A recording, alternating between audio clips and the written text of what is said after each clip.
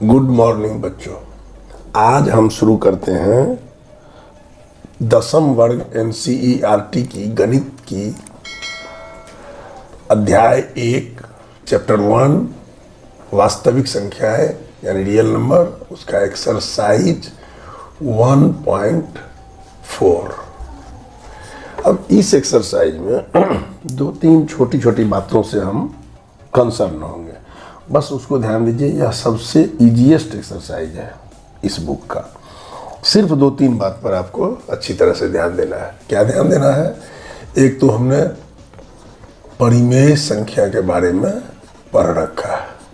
ये परिमेय संख्याएं क्या थी तो आपको पता है, वही सब बात P/Q के रूप में हम लोग इसको लिखते थे। P और Q का मतलब क्या हो गया? जहाँ पर कि किसी भी संख्या को यदि इस रूप में हम लिखना संभव हो तो उसे हम परिमेय संख्या कहते हैं। और यहाँ पर कुछ नहीं करना है, P के लिए कोई शर्त नहीं है। यानी P जो है, इसको आप समझ सकते हैं इस तरह से, P जहाँ Z है, Z का मतलब क्या होता था? आपने पढ़ा हुआ है पूर्ण संख्या। पूर्ण संख्या का मतलब होता था जहाँ पर -1 -2 हो, 0 हो, +1 +2, कोई संख्या हो, ऋण हो, धन हो, शून्य हो, कुछ भी हो सकता है, कोई प्रॉब्लम नहीं। किंतु Q के लिए एक शर्त है कि Q 0 तो नहीं होना चाहिए, आप जानते हैं, और साथ ही ये दोनों सह अभाज्य होना चाहिए। मतलब इसको आप कर सकते हैं सीधा सीधे नेचुरल नंबर, ये n से आप सूचित कर सकते हैं इसको। ये सब हम लोग पढ़ चुके हैं पहले के अध्याय में। चूंकि इस एक्सरसाइज में इस बात की जरूरत पड़ेगी, इसलिए जस्ट थोड़ा सा हम इसको फिर से आपको रिकॉल करा रहे हैं। यहाँ मुख्य रूप से दो तीन शब्द मिलेंगे आपको, एक शांत, एक अशांत, फिर आवर्ती, अनावर्ती। अब इस तरह से हम लोग देखेंगे। तो देखिए, जो भी दशमलव संख्या है, दशमलव, डेसिमल नंबर, अभी दशमलव संख्याएं जो हैं ये दो प्रकार की होती हैं। एक को हम कहते हैं शांत दशमलव। शांत दशमलव का क्या मतलब हुआ, अभी देखते हैं, बताते हैं। दूसरा हो जाता है अशांत दशमलव।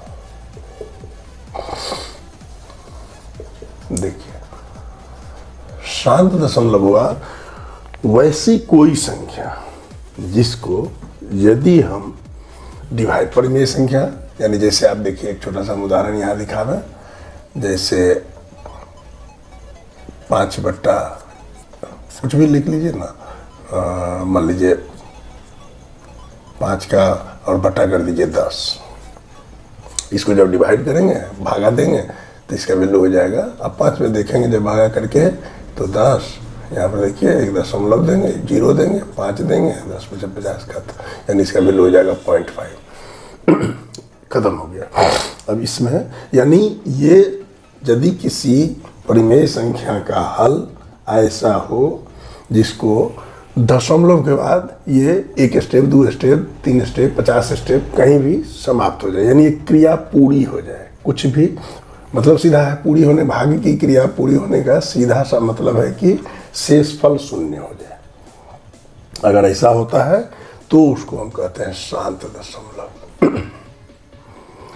और वैसी कोई भी दशमलव जिसमें यदि हम भाग दें तो वह क्रिया, वह आंसर, हल कभी भी दशमलव के बाद शांत हो ही नहीं, मतलब समाप्त नहीं हो, तो उसको हम कहते हैं अशांत दशमलव। अब ये दोनों में क्या होता है, कैसे हम पता लगाएंगे, इसको देखिए। अशांत दशमलव, इसको तो आप समझ गए, 0.1, 0.123, 0.43, कुछ भी, ये सब आप देख रहे हैं, किसी भी शांत दशमलव का रूप ये हुआ शांत दशमलव। अशांत दशमलव जिसकी जो कभी समाप्त नहीं होता है, ये दो प्रकार के हो जाते हैं।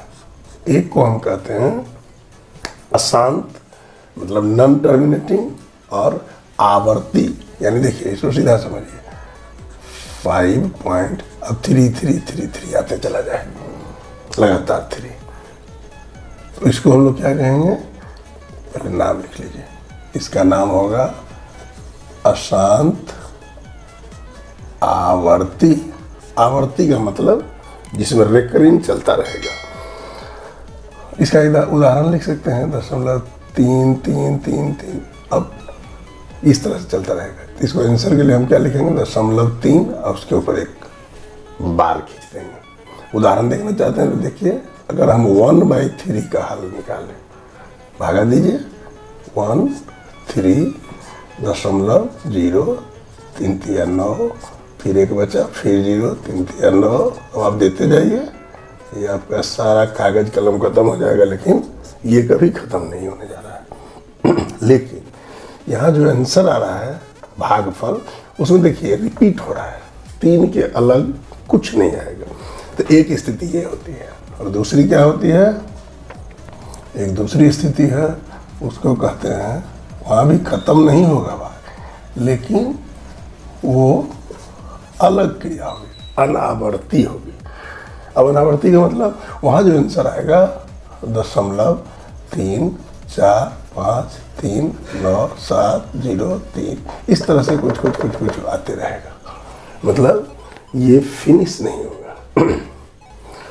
तो इसको हम कहेंगे अनावर्ती। अब इन बातों को समझने का यहाँ क्या मतलब है, यहाँ देखिए, ये जो दो हैं, शांत दशमलव और अशांत आवर्ती, ये दोनों ही परिमेय संख्या है। ये रेशनल नंबर यानी परिमेय संख्या होगी। ये क्या होंगी, आप समझ जाइए। जो परिमेय नहीं है क्या होता है, अपरिमेय संख्या, सिंपल। अब यहाँ पर इस क्रम में एक बहुत महत्वपूर्ण बात परीक्षा में भी पूछ देता है। आपने एक वर्ड सुना होगा पाई, ये क्या है, ध्यान रखिएगा। पाई का मान पूर्णतः मतलब परिभाषित नहीं है एक्यूरेट में, दशमलव के बाद पूरी तरह खत्म नहीं होता, यानी पाई एक अपरिमेय संख्या है, ध्यान रखिएगा। ये बहुत महत्वपूर्ण है, परीक्षा के लिए पूछता है, याद रहे। और आपसे अगर कोई पूछता है कि पाई का मतलब कितना होता है, पाई का वैल्यू, तो आप क्या बोलते हैं, 22/7। अब देखिए यहाँ, यह स्पष्टतः एक परिमेय संख्या है। अब बताइए, एक परिमेय संख्या और परिमेय संख्या के बराबर कैसे हो जाएगा। तो यहाँ कन्फर्म जानिए, पाई का हमारे हिसाबों को हल करने के लिए एक ये मान लिया गया है, ये इसका एक्यूरेट वैल्यू नहीं है। अध्ययन में, कैलकुलेशन में, छोटी छोटी कैलकुलेशन में सुविधा के लिए पाई बराबर 22/7 लिया जाता है। तो आपको इसको कंफर्म याद रखेंगे, पाई एक अपरिमेय संख्या है, जबकि 22/7 एक, ध्यान से देखिए, पाई एक अपरिमेय संख्या है, 22/7 एक।